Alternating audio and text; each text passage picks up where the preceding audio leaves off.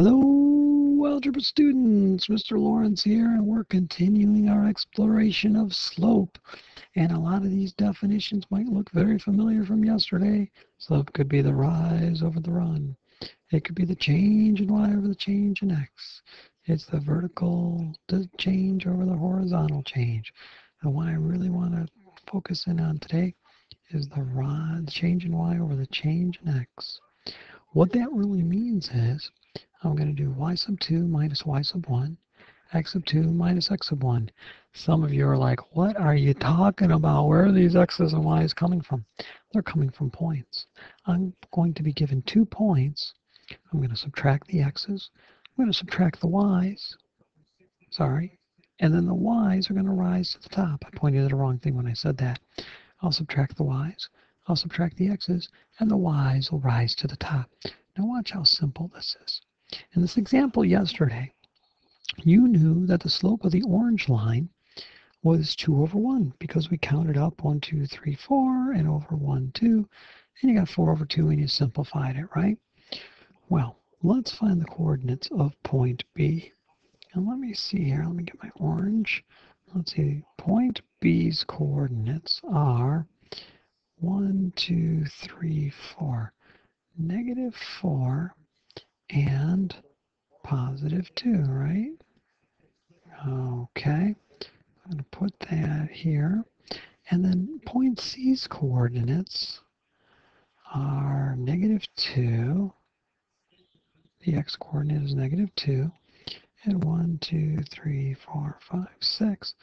6. All right. Now, some of you are going to tell me you don't know your alphabet because you're going to write like 6, negative 2 or something like that. Remember, it's x before y in the alphabet. So in our ordered pair, it's x before y. Okay, now all I do is I subtract my y's.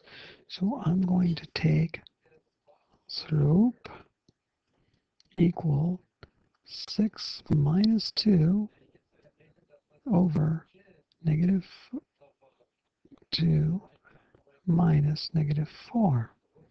Okay, if I started with the 6 on the numerator, I have to start with the negative 2. I could have, if I wanted to, done 2 minus 6 and then negative 4 minus negative 2. I just have to be consistent. If I start with point C in the numerator, I have to start with the x coordinate of point C in the denominator. Or if I start with point B in the numerator, I have to start with point B in the denominator. So anyway, 6 minus 2 is 4. Negative 2 minus negative 4 is like negative 2 plus positive 4, which is 2, and 4 over 2 simplifies to 2 over 1. And look at that, it's magical. This is the answer we got yesterday by counting, and this is the answer that we get by calculating. So hopefully you realize from that we would be able to calculate slope without having to graph a line if we knew 2 points on the line. Let's test it again. Let's do the blue line here. Point G's coordinates are 2, 1, 2, 3, 4, 5, 6, 2, 6. And then point H's coordinates are 1, 2, 3, 4, 1, 2, 3. So 4, 3. All right, so I'm going to write my slope, and I'm going to subtract my y's, and they will rise to the top. So I'm going to do 6 minus 3. Got 6, got a 3, 6 minus 3. Then in the denominator, I have to use the 2. Why? Because I started with the 6. If I had started with 3 in my numerator, I'd have to use the 4. So 2 minus 4. And that is going to leave me with a slope of 3 over negative 2. Some of you are going to say, wait a minute, Mr. Lawrence. Yesterday, you got negative 3 over positive 2. Well, if you divide this, don't you get negative 1.5? If I divide this one, don't I get negative 1.5? Of course I do. So they're actually the same fraction. It's unusual to see that negative down there. What a lot of people will do, actually do this. Put the negative out front of the fraction and give that as their answer. Okay, so all we're doing